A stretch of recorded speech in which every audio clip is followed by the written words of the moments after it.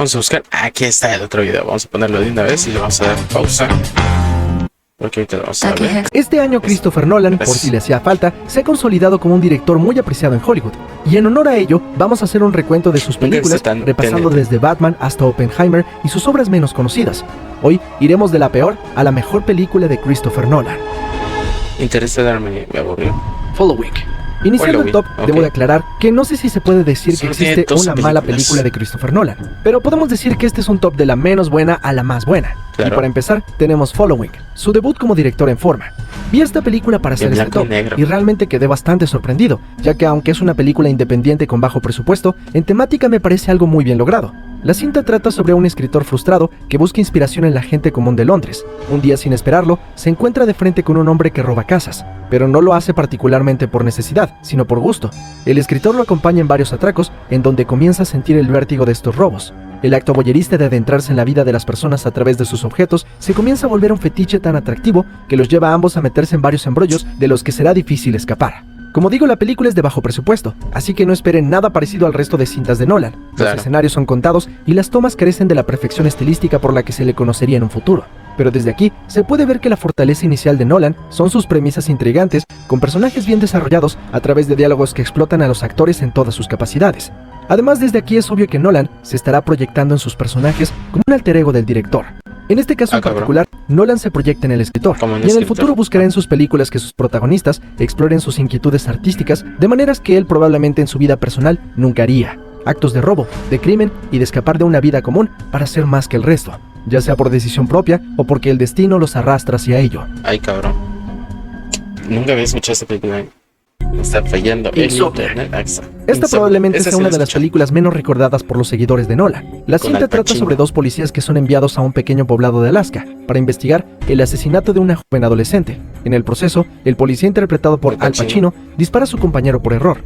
Atormentado por este hecho, es chantajeado por un hombre interpretado por Robin Williams, quien dice vio lo ocurrido. Aunque él también se volverá uno de los principales sospechosos del crimen de la joven. En un intrigante thriller, la película claramente hace parte de los primeros años de Nolan en Hollywood, donde imágenes gráficas, el lenguaje violento y una clasificación para adultos daban como resultado una película sombría y cuyo tono no volveríamos a ver quizá hasta Oppenheimer. Aunque eso sí, hay que aclarar que esta es una adaptación de una cinta noruega con el mismo nombre, protagonizada por Stellan Skarsgård. Esta es más violenta y cruenta que la versión de Nolan. En ese sentido, nuestro famoso director ya tendría algunos trazos de lo que se convertiría su carrera, al suavizar un tanto la violencia y temas de la cinta original, para acoplarse más al gusto general del público norteamericano. En general, la película destaca por las interpretaciones de Pacino y de Williams, que pocas veces lo vimos interpretando a un personaje detestable, aunque creo que le resta un poco de valor el que sea un remake de una potente cinta europea, vicio que Hollywood aún sigue repitiendo hoy en día, pero que aún así ayudó a cimentar a Nolan en su futura carrera como la conocemos hoy. Spotlight. No, ¿what? The Prestige. La siguiente cinta es The Prestige. Esta película se estrenó entre Batman Begins y Dark Knight, quizá en un momento donde Nolan aún no explotaba en fama como lo haría tras su segunda cinta de Batman. Pero en una revisita, la cinta tiene muchos valores que han sido pasados por alto y que creo que ahora han sido revalorados al reexaminar el trabajo de Nolan. La película trata sobre dos magos que trabajan juntos, Robert Anger, interpretado por Hugh Jackman, y Alfred Borden, interpretado por Christian Bale.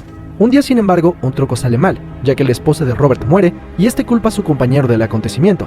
Creando una carrera cada uno por su lado, la cinta los sigue en una batalla por mejorar sus trucos. Y ahí empezó a trabajar con este hombre, el Alfred, que no me acuerdo cómo se llama. Superar al otro, siendo el foco de la trama la creación de un truco que puede teletransportar a un sujeto.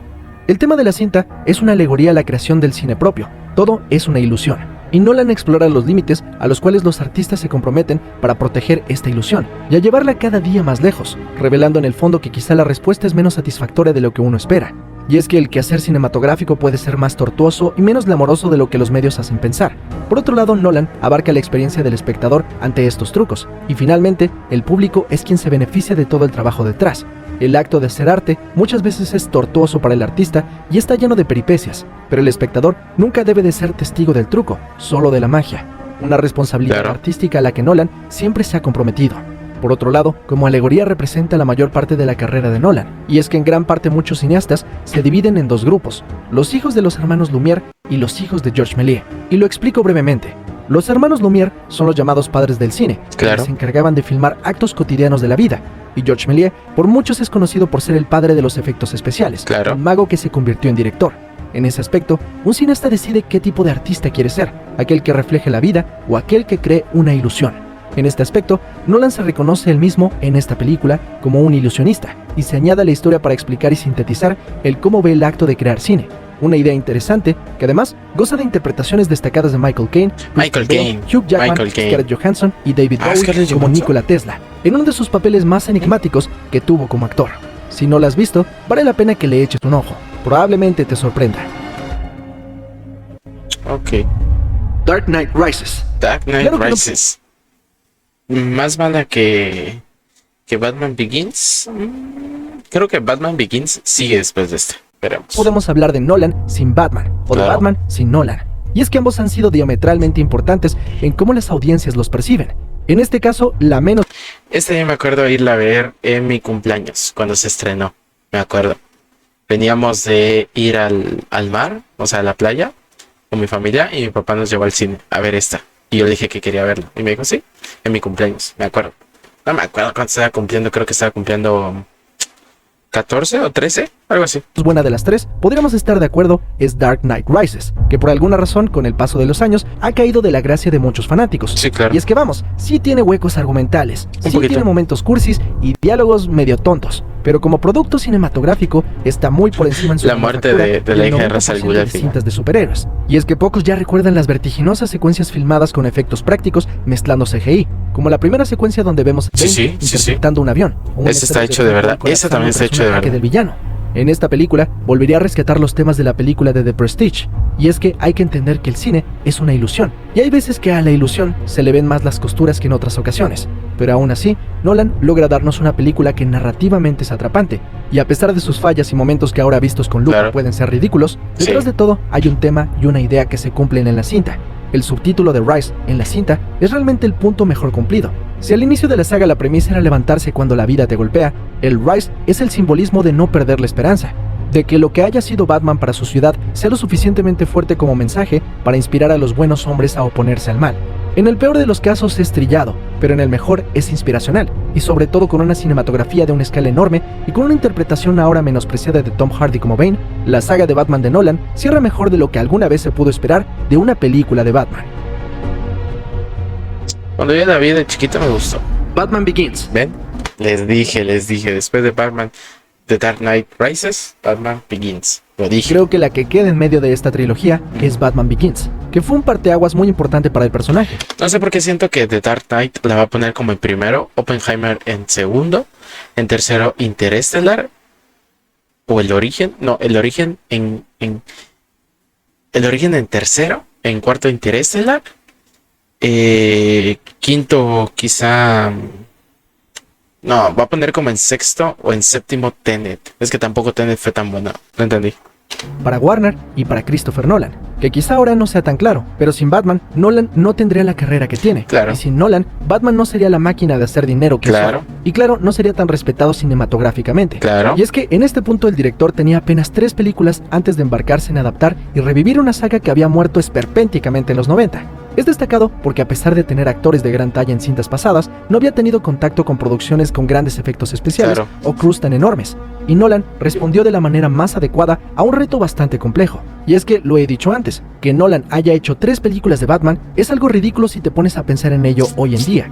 Su carrera y sus metas no creo que estuvieran cerca de adaptar una película de un personaje con capa que se ponía calzones por fuera y adoptaba niños para pelear contra él.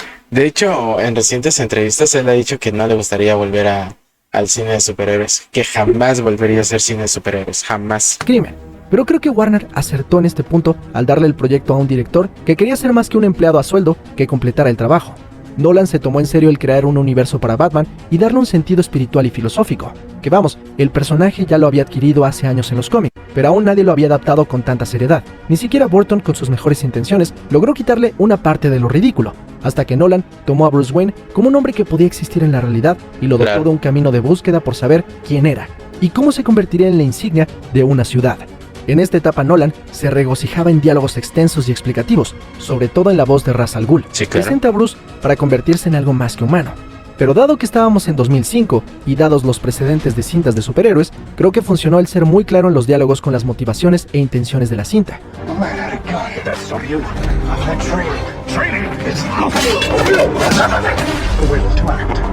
Y por dotarla de ese peso que no existía en este tipo de películas. Y así Nolan se perfilaba a ser un director popular, pero con un contenido más allá de lo que se esperaba de este tipo de producciones. Why? Inception. ¿El origen tan abajo? Pensé que le iba a poner más arriba. Inception tan abajo, wow. Todo un video en este canal puntualizando cómo Nolan resignificó los blockbusters con Inception y cómo Hollywood repensaría el cómo hacía sus películas no solo de manera técnica, sino sustancial. Me explico. A inicios de los años 2000, el avance tecnológico hizo que el CGI reemplazara de manera muy equivocada los efectos prácticos, y en vez de ser una herramienta, se volvió un arma que los estudios utilizaban para simplificar los procesos de filmación. Claro. Y como mucho pasa con Hollywood, olvidaron el respeto a la audiencia al crear contenido hueco, con grandes explosiones simplemente para endulzar el ojo y entretener un rato a los espectadores. Claro. Inception fue importante porque recordó, como quizá lo hace ahora Oppenheimer, que el cine es un espectáculo, pero debe de tener sustancia para que en la posteridad el medio tenga un sustento al cual sus espectadores puedan añadirse. En este caso, la cinta es la primera vez que Nolan decide aventurarse en un high concept más alocado que sus películas anteriores, al crear el concepto de que puedes implantar una idea en una persona al viajar a través de sus sueños. Hay otros productos que han abarcado la idea de la exploración de los sueños, como Paprika, pero en vez de ir hacia lo ácido o surrealista, Nolan vuelve a cimentar su propia filmografía al basar su ficción en lo más realista posible. Y con esto me gustaría replantear una idea que di antes. Un director decide qué ser, el hijo de los hermanos Lumière o de Méliès. En este caso, mientras en The Prestige Nolan se añadió a la idea de la magia y de la ilusión, con el paso de los años es irrefutable que su cine, a pesar de tener conceptos a veces alocados, siempre están basados en la posibilidad de ser reales. Esto lo vuelve contradictorio, pero incluso lo dota a él de una personalidad única que se traspola, yo creo, incluso a su personalidad. Nolan parece ser una persona seria y calculadora, pero que en el interior estoy seguro que es una persona sensible y con inquietudes muy humanas. Claro. Y estoy seguro que él se pregunta cómo puede ayudar desde su espacio a que el mundo sea mejor. Por tanto, su cine es soñador, pero arraigado a la realidad. De cierta manera, él quiere que sus ideales se vean aterrizados en una posibilidad, que sus personajes y sus ideas transmitan valores positivos que las personas puedan utilizar en su vida real. Desde ella trabajaba con Cillian Murphy. Y no es algo negativo, es sumamente romántico el cómo considera el quehacer cinematográfico como una profesión sumamente seria, pero con un importante contenido humano. Y quizá he divagado bastante en esta... De hecho, porque, o sea, incluso es uno de los pocos directores, junto con Martin Scorsese, que han intentado hacer cine de arte, ¿sabes? Cine de culto, ¿no? No cine como blockbusters o películas X, ¿no? O sea, sí, y Quentin Tarantino es eso. Bueno, aunque Quentin Tarantino ha hecho blockbusters, Kill Bill, tiene otra que no me acuerdo cómo se llama, Pulp Fiction. Bueno, Pulp Fiction en su momento no fue un blockbuster, pero ya es una película de culto, ¿no?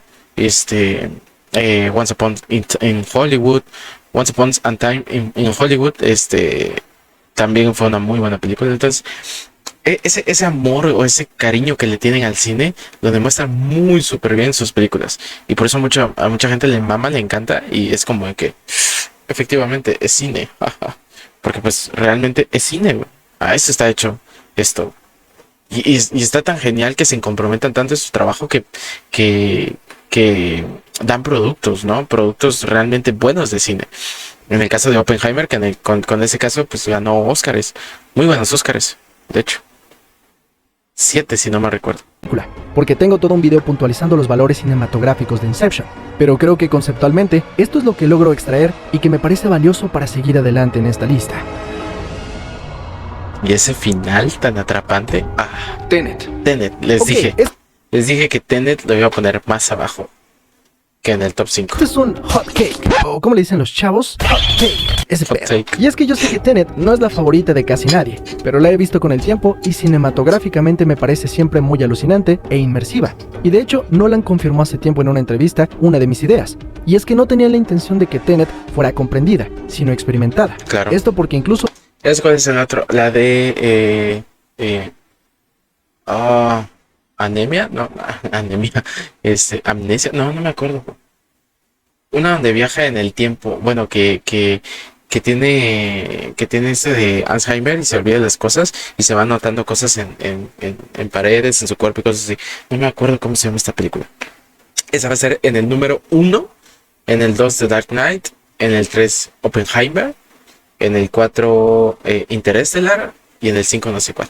No me conozco otra película de él. Hubo mucha polémica con la mezcla de audio de la película, que hacía ininteligible algunos diálogos, haciendo que muchos espectadores se perdieran en la historia. En Latinoamérica y otros lugares fue menos sonado esto porque tenemos subtítulos y se podía entender claramente lo que decían los personajes. Pero era claro que Nolan, a diferencia de otras películas, no quería que todo quedara claro, explicando que en la vida real no escuchamos las cosas de las películas. Por ejemplo, tener un diálogo impecable sobre balazos o explosiones es ilógico. Por tanto, la idea de Nolan es que esta película fuera una experiencia más que una explicación sobre viajes en el tiempo. Por si no la has visto, esta cinta trata sobre un agente que se une a una organización secreta que trata de prevenir la Tercera Guerra Mundial. En el proceso, descubriendo que hay un cierto tipo de viajes temporales. El concepto me fascina y la ejecución me parece sumamente intrigante, nuevamente basando la acción en efectos prácticos, como estrellar un avión real contra un edificio. Con cosas como estas, las secuencias son muy deslumbrantes, pero sobre todo llenas de adrenalina, con un score más en par de lo que vienen siendo los últimos trabajos de Nolan, siendo no tan memorables como los de Batman o Inception, pero siendo más funcionales para la vibra de las escenas. Ludwig Göransson hace temas que nos ayudan a sentir la emoción y vértigo y que en conjunto hacen una experiencia que se aparta de lo cursi o cliché de Nolan, para darnos una cinta de espías en el fin del mundo. John David Washington, Robert Pattinson, Elizabeth Debicki y Kenneth Branagh dan justo en el clavo en las interpretaciones contenidas, pero llenas de personalidad. Creo que es por cómo Nolan ha intentado innovar en su carrera con cintas como esta, que creo que la pongo tan alto. Quizá no sea tan efectiva para públicos en general. Muchos lo tachan de utilizar muchos viajes en el tiempo y bla bla, y pasado, presente, futuro y bla bla. Pero si se dan cuenta, cada película es diferente, trata cosas diferentes y nunca ha sido lo mismo, ¿sabes? En este trata de agentes secretos con el viaje en el tiempo. En Interestelar, viajes espaciales en el viaje del tiempo. Inception, la mente humana y los sueños, pero con viajes, ¿no? Y Oppenheimer, o sea, una biopic, más o menos, o sea, güey. Christopher Nolan es cine. Pero creo que tiene un resultado realmente interesante. Interstellar. Creo que Interstellar... Ya me falta uno. Fue la graduación de Nolan a ser un director apreciado fuera de Batman. Y es que a pesar de haber elevado el concepto de ese personaje a otro nivel, aún existía y existe ese estigma de las cintas de superhéroes. Y Nolan necesitó de una película que lo retara en todos los niveles para poner en claro por qué sería uno de los directores más buscados y venerados de los últimos años. En este caso nos centramos en la búsqueda interestelar de un grupo de hombres que intentan salvar a la humanidad de su fin. Matthew McConaughey interpreta a Cooper, un hombre que deja atrás a su familia para buscar el bien común, pero que al viajar a grandes distancias termina saltando en el tiempo, perdiéndose la vida de sus hijos. Como otro de los temas recurrentes de Nolan, el tiempo es la base de la historia de Interstellar. Incluso los temas de Hans Zimmer, con sonidos de manecillas de reloj, incrementan esta ansiedad por ver cómo los años escurren en las manos de los personajes, con una puesta en cámara sorprendente, que a pesar de los discursos cursis de la cinta, sigue teniendo algunas de las mejores secuencias de viajes espaciales que hemos tenido. En vez de ir a parajes abiertos o fantasiosos que nos pudo haber dado Hollywood con películas como Star Wars, en este caso tenemos tomas cerradas de las naves y el director enfatiza la rispidez de lo que podría significar un viaje a tal distancia, y nos hace sentir pequeños en la inmensidad del universo. Ahora bien, el desenlace de la cinta no vamos a negar que es una jalada de pelos y que todo se resuelve por el poder del amor. Pero ya he dicho que Nolan es cursi, está en su ADN y es entendible, aunque no tan disculpable, ya que en trabajos recientes ha asumido un papel más estoico en cuanto a la resolución de sus personajes e historias. Por tanto, creo que era una gran evolución a sus trabajos previos, pero aún tenía algunos vicios hollywoodenses que años después se sacudiría. Sí, claro. Esos clichecitos, ¿sabes? Memento. Memento. Esta era la que decía de que el güey que tiene amnesia y cosas esas, y de que pierde la memoria y que se tiene que estar escribiendo cosas. Yo pensé que iba a estar en su top 3 y no en el top 4. Cabrón. Obviamente la carrera de Nolan ha sido muy circular. Así como empezó de ríspida y sin disculpas, ha regresado a ello. Y quizá Memento me gusta bastante porque es una película que nuevamente no busca ponerte todos los elementos para que entiendas lo que está ocurriendo. Más bien trata de engatusarte en un thriller para que te dejes llevar por las emociones de los personajes y las circunstancias que les ocurren. En este caso seguimos a Leonard, un hombre que persigue al asesino de su esposa. Pero el giro es que tiene una pérdida de memoria a corto plazo, por lo que a través de pistas que se deja a sí mismo, va resolviendo el misterio. He escuchado mucho el argumento de que si editas linealmente la película, esta pierde mucha de la magia. Y pues sí, eso es obvio, pero una pequeña idea puede ser suficiente para resignificar toda la obra. Y Nolan, descomprimiendo la narrativa, logra que la película tenga más sentido y empaticemos más con nuestro protagonista y su condición. En este punto Nolan no tiene miedo de poner escenas violentas y diálogos con groserías, y sus personajes son más libres de lo que serían sus futuros protagonistas. El estoicismo y seriedad por el que sería conocido el director, en este caso muchas veces sería reemplazado por ira y descontrol, que nos representa quizá cómo era Nolan como artista en sus primeros años, con ese arrojo de juventud que cualquier creador denota en sus primeras obras. Pero es ese feel de cinta independiente de bajo presupuesto que la hacen tan atractiva, y me parece es uno de sus mejores trabajos hasta el día de hoy. Sí, de hecho. Muchos lo ponen en el top 1, top 2. No hay manera de hablar de Christopher Nolan sin hablar de Dark Knight. Una película que está choteada para muchos, pero que en su justo valor sigue siendo una increíble película. Sí. Y como todo en la vida, tuvo una alineación de circunstancias que la dotaron de una chispa y morbo que le impulsaron a ser un mito. Claro que tenemos que abarcar de inicio la interpretación de Heath Ledger como el Joker, que de manera desgraciada fue potenciada por su muerte, cimentando el mito del Caballero de la Noche. Una cinta que se siente importante cada vez que la ves, y que sobre todo basa su potencial en el discurso. A pesar de excepciones, la carrera de Nolan se ha centrado en la pelea de los opuestos, del bien contra el mal, y del triunfo de los valores. Sí, el idealismo del... Dunkirk, sí es cierto, güey, Dunkirk. Ya me había olvidado esa película de la de Dunkirk, güey. Ok, entonces Dunkirk 2 y Oppenheimer 1. Seguro que es el primer puesto. Quizá, güey, quizá. Sí, es cierto, ya me había olvidado de Dunkirk. No, yo siento que Dunkirk es segundo. A mí Dunkirk no la terminé de ver, me aburrió. Tendría que volver a verlo para ver si me gusta. Yo la vi cuando recién salió y no muy me gustó, me aburrió un poquito. Y Oppenheimer, obra de arte. Un humano superándose a sí mismo para ser mejor, a pesar de sus deseos primigenios. Por eso quizá Batman le queda tan bien a Nolan, porque es un personaje pragmático y estoico, que debe de anteponerse a que el mundo lo golpee constantemente, y ante el deseo irrefrenable de ser humano, decide ser más que eso. Claro. Por eso el mejor rival para un protagonista de Nolan es el caos, personificado en el Joker. No hay nada más anti-Nolan que el desorden y la falta de coherencia, y claro. Entonces los efectos especiales, la música de Hans Zimmer y las interpretaciones de Christian Bale y Heath Ledger. Es que la música de Hans Zimmer, es que la puta música de Hans Zimmer sobresalen ya sobre una sustancia bien cimentada.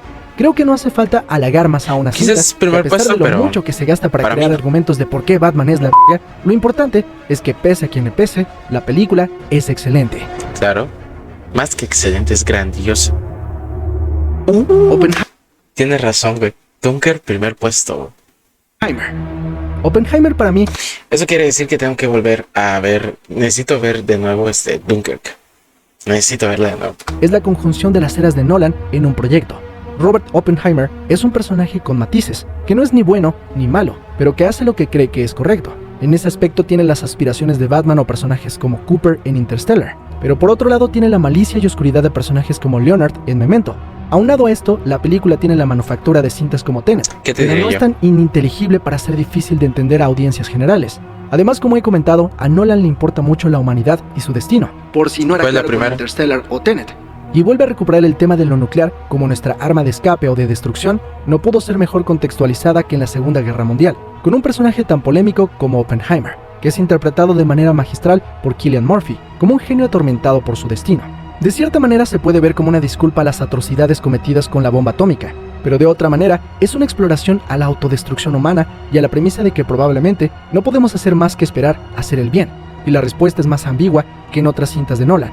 El vicio de los hombres nos ha arrastrado a los grises, no hay bien ni mal, sino lo necesario, y eso es mucho más interesante de abarcar en una cinta, no la moralidad exacta de una brújula que debe de ser precisa. Y sí, claro que hay un sesgo del lado de donde Nolan creció, y de donde él conoce la guerra, claro. Pero el cine debe de servir como una ventana de honestidad para la realidad que mejor entiendan los creadores, y en este caso podríamos tener una contraparte japonesa o incluso alemana que contraponga las situaciones o circunstancias que vivieron, y ninguna de ellas será verdad. En cambio, esperaríamos que todas lo fueran, porque el arte es una búsqueda de expresión, no de respuestas ni juicios, y el resultado final es la incertidumbre del viaje de la humanidad, y el resultado de nuestra propia inteligencia que se puede traducir en nuestra propia destrucción. Obvio. Todo lo que dijo. Antes de terminar, te quiero pedir que si te ha gustado el video, no olvides suscribirte a BCX. Suscribirse a BCX. Vayan. Es momento de llegar a la cima de la lista de lo peor a lo mejor de películas de Christopher Nolan. Dunkerque para los españoles. Como siempre lo aclaro, y a veces parece que a muchos les entra por una oreja y les sale por la otra, estos tops son solo una oportunidad para explorar muchas películas en un solo video. En realidad, no creo mucho en los tops y a veces me da igual qué película quede en primero y cuál en segundo o en tercero. El arte no es medible, y estos videos los hago simplemente con la finalidad de entretener y dejar algunas reflexiones. Con eso dicho, Dunkerque ocupa el primer puesto porque creo que fue un gran logro para la carrera de Nolan, que quizá no recibió tantos premios o incluso no fue del gusto generalizado de la audiencia. Pero en materia cinematográfica, esta es la cinta más compleja narrativamente hablando de la filmografía de Nolan. Si Nolan peca o pecó bastante de un exceso de diálogos, de sobreexplicaciones, Dunkirk es lo opuesto a todas las películas de Nolan. Es casi una película silente que tiene todo su sustento en la cinefotografía, el montaje y la música. Creo que Nolan ha envejecido como el vino, y mientras antes sus narrativas eran más convencionales y hollywoodenses, con el tiempo ha tenido la oportunidad de ser más libre y permitirse experimentos cinematográficos como este. Ubicada en la Segunda Guerra Mundial, nuevamente en el tema de la destrucción de la humanidad, que es de gran interés para Nolan, la narrativa de la cinta se divide entre varios protagonistas que pelean durante la guerra. Hace poco Denis Villeneuve comentaba que odia el diálogo en las películas, y esto es algo que muchos estudiosos del cine han explorado.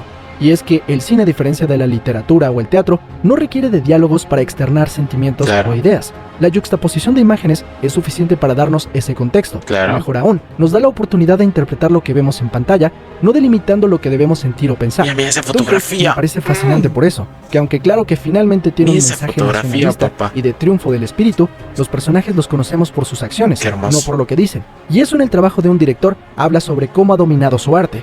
Y Dunkerque es como un reloj, funciona sin fallas en todos sus parámetros y ejemplifica lo mejor que puede ser Nolan, sin necesidad de complacer a las audiencias y con la búsqueda de ser quien es, con lo cursi y trillado que siempre ha sido, de manera espiritual y honesta, que al ser vista es muy gratificante, y que en vez de darnos una clásica cinta de guerra con largos diálogos, nos da una experiencia, y eso es lo mejor que ha construido Nolan con su carrera.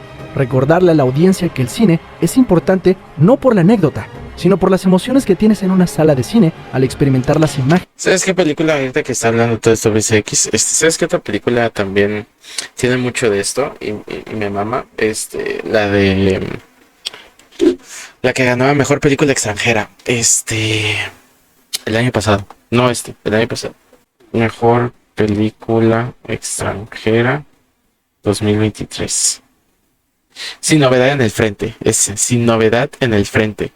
Esa, muy buena película. No es la Segunda Guerra Mundial, pero sí es la primera. Pero está muy buena. ¿Sabes cuál es la película que es mejor que Dunkirk? Es la película Hasta el último hombre. The Last Man. Con Andrew Garfield. Dice que es muy buena. Yo no la he visto. Perdón. Y el sonido. Es esa comunión con la pantalla y la audiencia que hacen que sus cintas sean tan queridas. Entrelazadas con un respeto a la audiencia y a su profesión, hacen que siga siendo apasionante ver sus películas, siendo uno de los mejores referentes de lo que Hollywood debería de ser. Claro. Y bueno, eso es todo por esta ocasión. Te agradezco por ver el video y no olvides suscribirte si te gusta el contenido. Suscríbanse. Igual podríamos hacer una lista de otros directores o temas de cine. Claro. Por ahora, eso es todo. Yo soy Mr. X, nos vemos en la próxima. Ok.